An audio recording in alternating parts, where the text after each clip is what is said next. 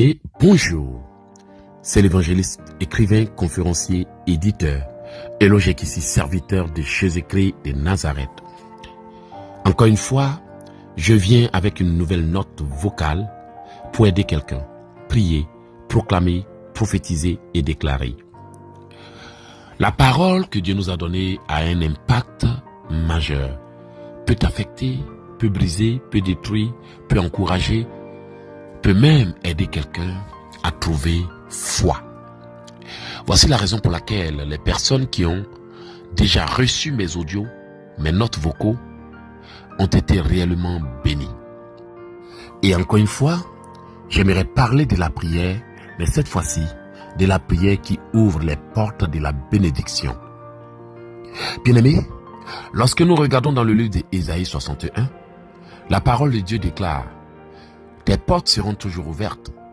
Elles ne se feront fermer ni de nuit ni de jour, afin de laisser entrer chez toi les trésors des nations, leurs rois avec leur suite.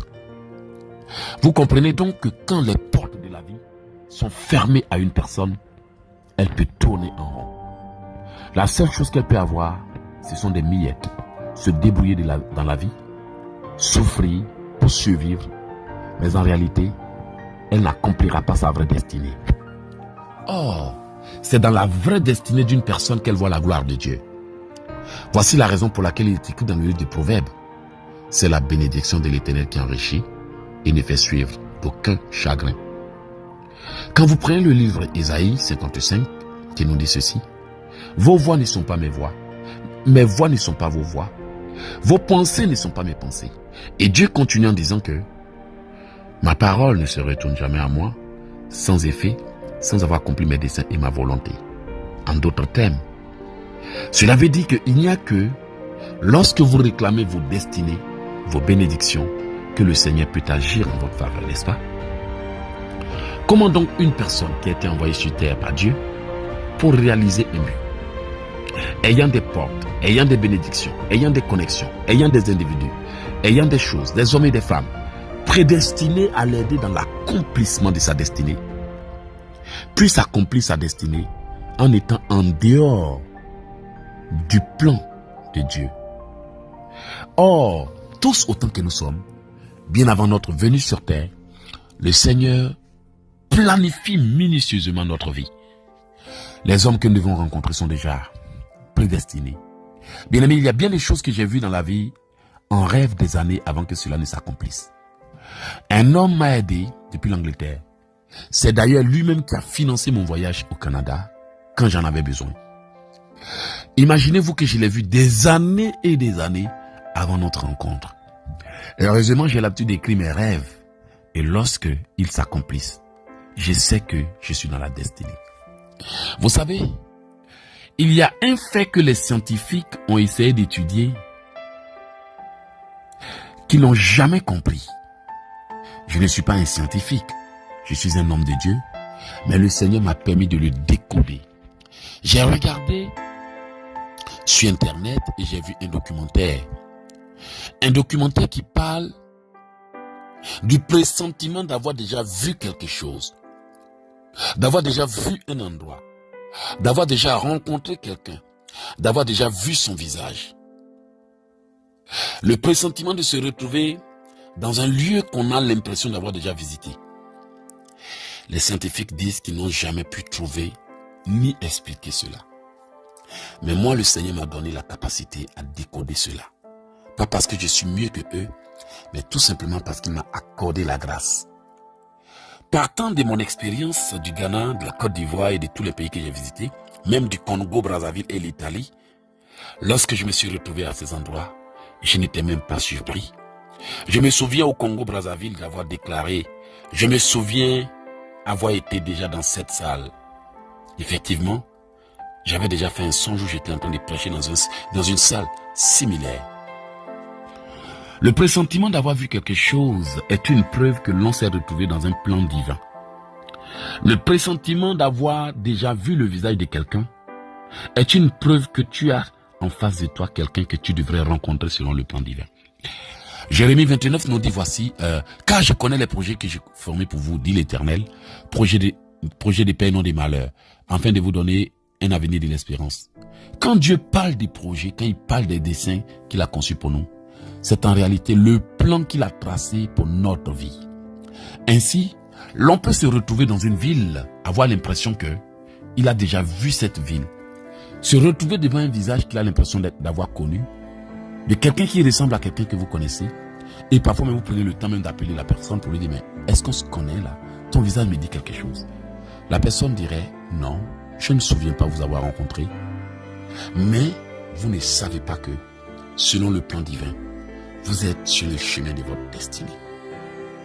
Malheureusement, très peu de personnes arrivent à reconnaître que, en voyant des visages qu'on a l'impression d'avoir vus, en rencontrant des gens avec qui tout de suite tout s'allume et on s'entend, si bien qu'on a l'impression que vraiment on était amis depuis longtemps, on ignore qu'on est en présence du plan divin. Même si le diable est un manipulateur, un influenceur, qui détourne les gens de leur vrai but, en créant des sentiments, des faux sentiments, des fausses visions et pensées, nous savons que très régulièrement, certaines personnes se sont retrouvées dans des situations similaires, pas parce qu'elles l'ont voulu, ou pas par le concours d'une manipulation satanique et occulte, mais tout simplement parce qu'elles devraient être là.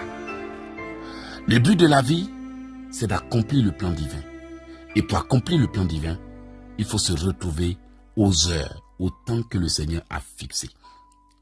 Donc, le secret consiste à prier pour se retrouver au bon endroit et au bon moment, avec les bonnes personnes et dans la bonne circonstance. C'est ainsi que le livre d'Ecclésiaste 9 dit, tout dépend pour nous des temps et des circonstances.